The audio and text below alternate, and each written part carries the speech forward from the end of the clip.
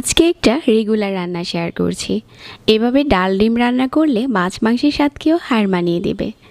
নতুনদের জন্য এই রান্নাটা অনেক কাজে আসবে। বেচেলাররাও চাইলে এই রান্নাটা ট্রাই করতে পারে। ডাল ডিমটা এভাবে রান্না করে ভাত বা রুটির সাথে পরিবেশন করা যাবে। আজকে ডাল ডিম রান্নার জন্য 1 কাপ মসুরির ডাল নিয়েছি। তারপর প্রথমে ডালটাকে ধুয়ে নিতে হবে।